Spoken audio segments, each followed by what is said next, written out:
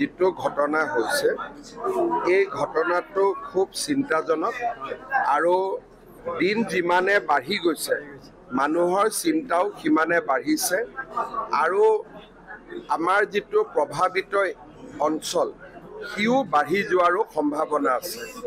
মানুহে ঘৰত যাব পৰা নাই, মূল্যৱান বয় বস্তু ক্ষতি হৈছে, খেতি পথাৰৰ ক্ষতি হৈছে, তেল ওলাইছে।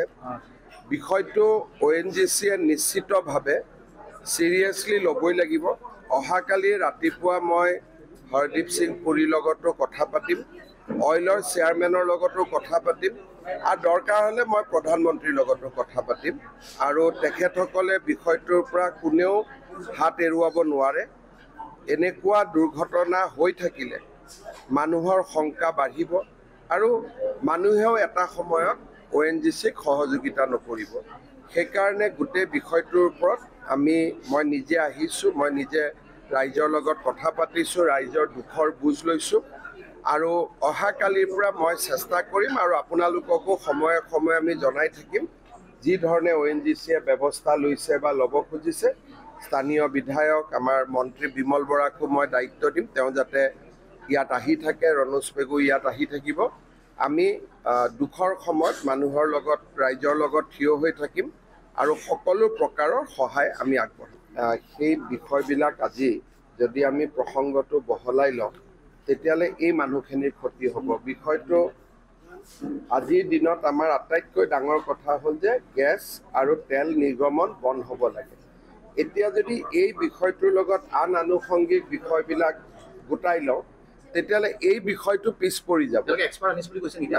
তেওঁলোকে কৈছে এক্সপাৰ্ট আনিছে, কিন্তু তেওঁলোকৰ লগত এইটো পৰ্যায়ত মই কথা পতাটো উচিত নহয়। মই ONGCৰ চেয়াৰমেনৰ লগত কথা পতাটো দৰকাৰ। অহাকালি ৰাতিপুৱা মই তেওঁৰ লগত কথা পাতিম, তেওঁৰ পৰা গোটেইখিনি খবৰো ল'ম। ইয়াতে যিসকল বিষয় আছে তেওঁলোকে মোক কি ক'ব নক'ব সেইটো মই শুনি লাভ নাই। গতিকে যিখিনি শুনিব লাগিব কাগজত শুনিব লাগিব। গতিকে অহাকালিৰ পৰা আপোনালোককো মই জনাই থাকিম আৰু বিষয়টো মোৰ নজৰত থাকিব, হায়েষ্ট প্ৰায়ৰিটিত থাকিব, অগ্ৰাধিকাৰত থাকিব। দুখৰ সময়ত ৰাইজৰ লগত আমি থিয় হৈ থাকিম। এতিয়া যিসকলে মোৰ লগত কথা পাতিছে তেওঁলোক কিমান পৰ্যায়ৰ মানুহটো ময়ো নাজানো, কিন্তু তেখেতসকলে এটা কথাই কৈছে যে অলপমান পজিটিভ চাইন হৈছে। কিন্তু এই কথাটো ইয়াতে মই শুনি লাভ নাই, কাৰণ ৰাইজৰ মাজতো তেওঁলোকে ক'বই যে পজিটিভ হৈ আছে বুলি। কিন্তু আচল কথাখিনি অহাকালি ৰাতিপুৱা মই গোটেই খবৰ ল'ম আৰু বিষয়টোলৈ দৰকাৰ হ'লে মই প্ৰধানমন্ত্ৰীৰ লগত নিজে কথা পাতিম। এগৰাকী মানুহ এতিয়াও হস্পিটেল বেমাৰ হৈ আছে, এগৰাকী হাৰ্ট এটেকত মৃত্যু হৈছে।